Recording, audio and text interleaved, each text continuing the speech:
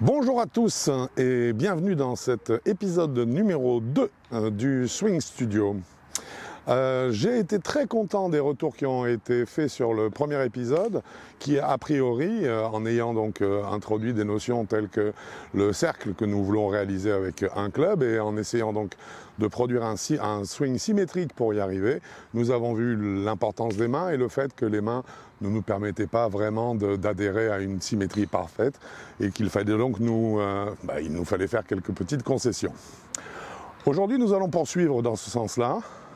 Nous allons explorer le grip, davantage sur des points qui sont l'axonomie toujours, donc l'axe des mains sur le manche. On va peaufiner ce que nous avons commencé à voir dans le premier épisode. Et nous allons nous attaquer ensuite au phénomène de pression, à la précision du placement des doigts sur le grip. Enfin bref, on va vous donner donc tous les éléments qui vont vous permettre d'avoir un grip juste qui nous permettra de continuer à nous inscrire dans cette logique d'un mouvement circulaire et symétrique.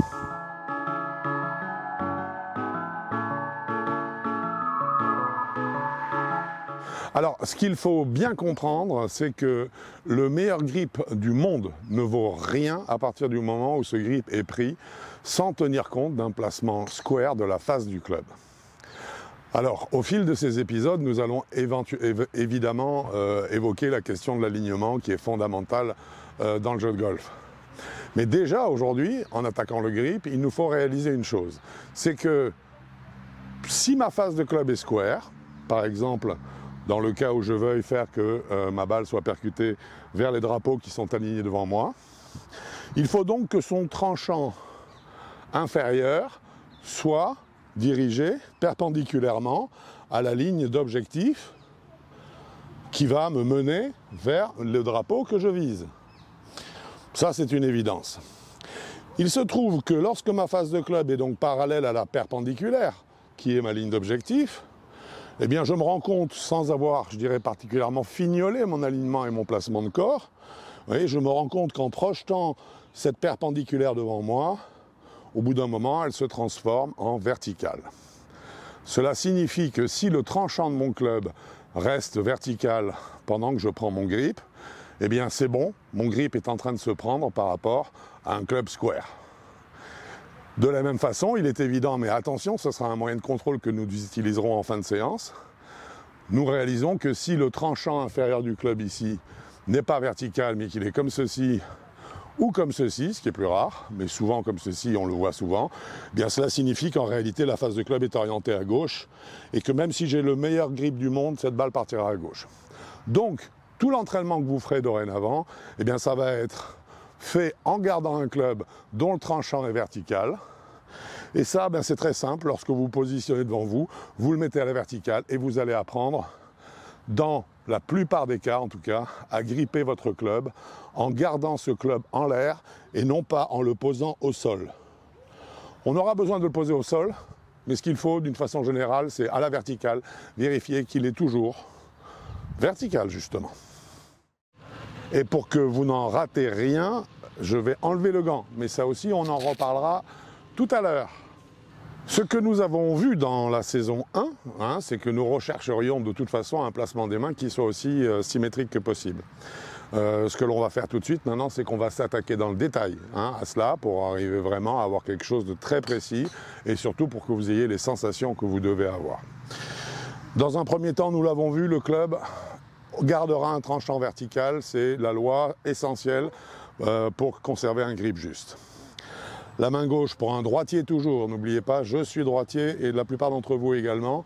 Pour un droitier toujours, la main gauche va venir se positionner sur le sommet du manche, on le sait.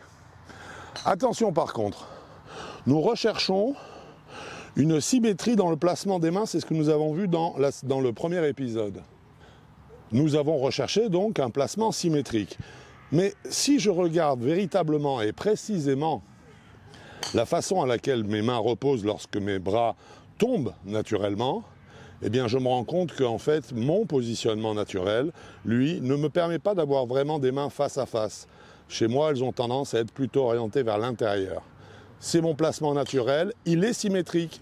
Je vais donc pouvoir le reporter sur le club.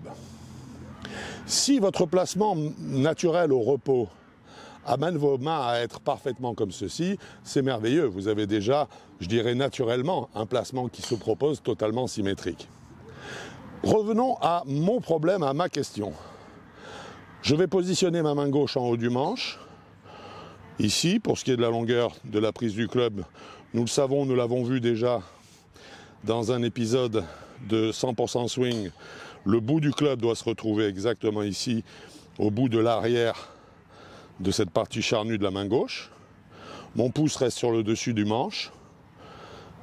Mes ongles ici viennent s'aligner sur le côté droit du club et je vois de là où je suis, j'ai un fer 7 dans les mains, la balle est centrée par rapport à mes pieds. De là où je suis, je vois globalement mes deux têtes de phalange de main gauche. Attention, c'est maintenant que ça va se gâter, c'est dans le positionnement de la main droite. C'est lui qui va vous poser un problème, c'est lui que nous allons essayer de résoudre. Vous voyez que ma main droite est totalement recouvrante naturellement. Elle m'offre une symétrie par rapport au placement de ma main gauche, donc cela me convient. Par contre, attention à la prise. Je vais positionner ma main droite symétriquement à ma main gauche et donc elle va recouvrir cette main gauche. Cela veut dire ici que je vais devoir tenir mon club non pas dans la paume de la main, mais plutôt dans les doigts de ma main. Ici, cela signifie, à partir du moment où je sais qu'on a phalange, phalangine, phalangette, à ce que le club se trouve dans la phalangine, ou en tout cas dans le lien qui est entre la phalange et la phalangine. Ici, le pli qui est ici. Pour cela, il va falloir que ma main prenne une position légèrement particulière. Si je la présente comme elle est, ici, même si elle a le bon axe, je n'arriverai pas véritablement à tenir ce club. Je n'aurai pas de prise dessous. Donc en fait, je vais commencer par la prise. Je vais positionner tout d'abord le club dans la phalangine. Pour y arriver, je vais prendre mes doigts et je vais les faire partir vers l'arrière. C'est-à-dire qu'en statique, ici, je vais former une espèce de nacelle ici, dans laquelle le club va reposer. Si je ne crée pas cette nacelle, le club viendra ici. Dans ma phalange, j'aurai un axe de main droite qui ne sera pas symétrique à mon axe de main gauche. Donc ici, je repousse mes doigts en arrière, ce qui me crée une cambrure ici au niveau de l'arrière de la main. Dans cette petite rigole que j'ai formée au niveau de mes phalangines, je positionne le club et cette fois-ci, je peux refermer. Comme vous le voyez, ici, une carte de visite tiendrait parfaitement et serait toujours parfaitement placée par rapport au tranchant inférieur de ma face de club. Nous allons le refaire maintenant en l'air. Donc, en l'air, cela donne la même chose. Ma main gauche a été placée en premier lieu. Là, vous avez pu positionner le club au sol. Je garde ma symétrie et surtout mon idée de symétrie, mais surtout, je garde ma main gauche dans son positionnement morphologique naturel, c'est-à-dire la position qu'elle a au repos, et c'est elle que je retrouve sur le manche. Je relève le club, je garde donc bien le tranchant parfaitement vertical pour être certain de me composer un bon grip par rapport à une face de club bien positionnée et je recommence. J'ouvre ma main, je prends mes doigts, je les pousse vers l'arrière pour créer ici cette petite rigole. Je recule ça vers l'arrière. Je positionne le club dans cette rigole. Ensuite, je n'ai plus qu'à refermer et je me retrouve bien avec mon pouce sur le côté du manche dont la commissure reste alignée sur ma face de club. Au niveau de l'axe, je viens là de totalement respecter mon placement naturel. Mes mains sont symétriques l'une par rapport à l'autre. Mon placement est naturel et le placement que je risque le plus de retrouver au moment de l'impact parce que mon club va prendre un poids phénoménal avec la vitesse et qu'il va inciter mon corps à venir dans des positionnements qui lui sont naturels et confortables. Le tout donc ayant été fait à partir d'une phase de club square, a toutes les chances de produire un coup percuté par une phase de club square, c'est-à-dire un coup parfaitement droit. Dans un premier temps, nous pouvons déjà trouver des points de repère pour voir si l'axe de ces mains est correct, car il y a quelques petits éléments qui vont nous l'indiquer. On regarde ça tout de suite. Dans un premier temps, nous avons un pouce qui est aligné donc légèrement sur le côté du manche. Il n'est pas exactement dans l'axe de ma face de club car on l'a vu, ma position est légèrement, naturellement rentrante, hein, donc légèrement sur le côté. Plus important maintenant, quel que soit le type d'accroche que vous ayez, on en parlera plus tard, une accroche à 10 doigts en baseball, à 9 doigts en overlap ou à 8 doigts en interlock, nous le verrons. En tout cas, ce qui est certain, c'est que quoi qu'il en soit, dans les 3 cas, le pouce de ma main droite couvre complètement celui de ma main gauche. Je ne le vois plus.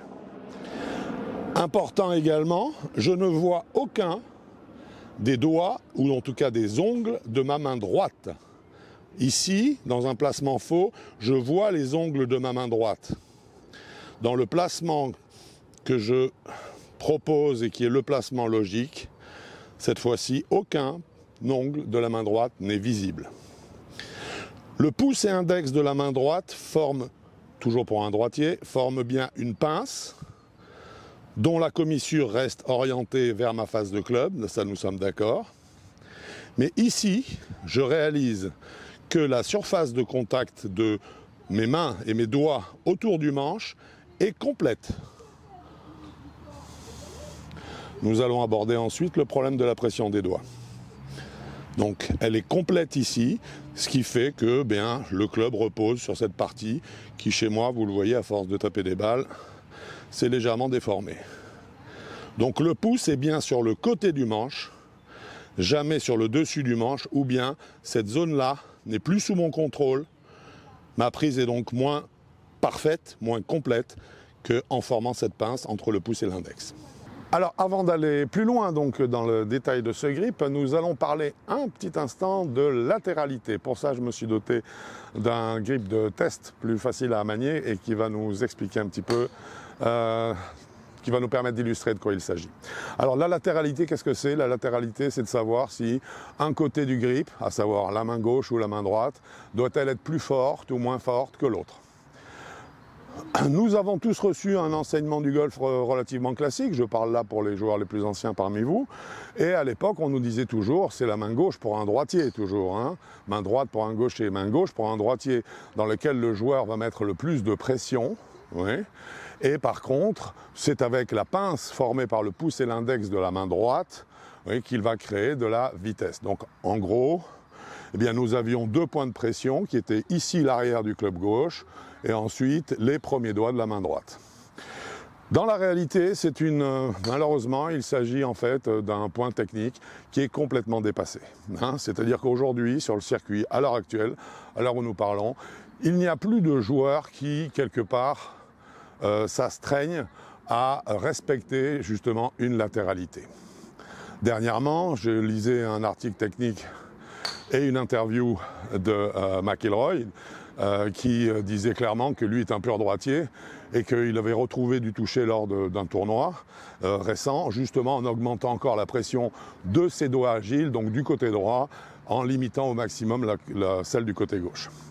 Donc, de toute façon, puisque nous allons aborder rapidement cette question de pression des mains parce qu'elle est fondamentale, nous partons d'une page blanche. Il n'y a pas plus de pression à droite qu'à gauche, et bien au contraire. Si vous êtes gaucher, je vous conseille de vous servir de votre main à droite, de votre main naturelle qui est la main gauche, et si vous êtes droitier, je vous conseille fortement de vous servir de la droite. Sachez, juste entre parenthèses, que ça n'est pas parce que vous augmenterez la pression d'une main ou de l'autre que cela empêchera un coup d'épaule de se produire, que ce soit dans un sens ou dans l'autre.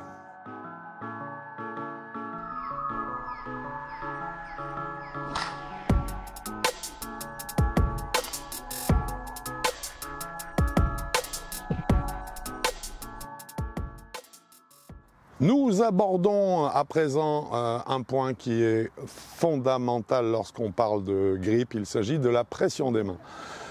C'est un élément qui est plus qu'important parce que vous n'en avez peut-être pas conscience pour l'instant, mais la pression des mains va déterminer votre timing, votre rythme, votre tempo. Il va déterminer justement votre coordination entre chaque côté du corps. La pression des mains va déterminer la quantité même d'effets que vous allez mettre en fonction d'une pression qui va rester constante ou au contraire qui va quelque part se déliter dans le swing.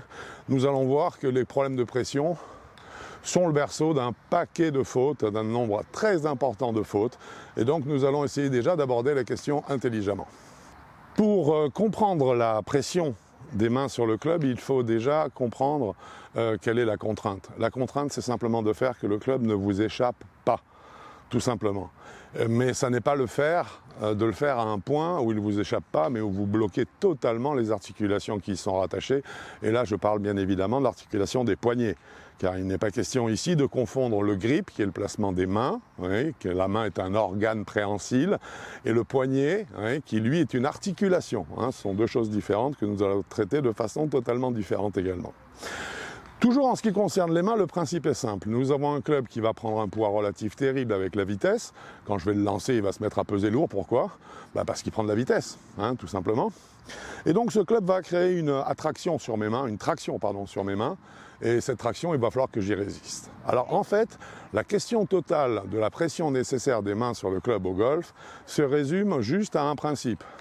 Il s'agit de faire que j'ai un cercle ici qui bloque le calibrage du grip, puisque vous avez vu que le grip a un calibre constant. Il suffit que je le bloque et ça y est, il est tenu. Donc la pression ne doit pas dépasser ce point-là. C'est aussi bête que ça.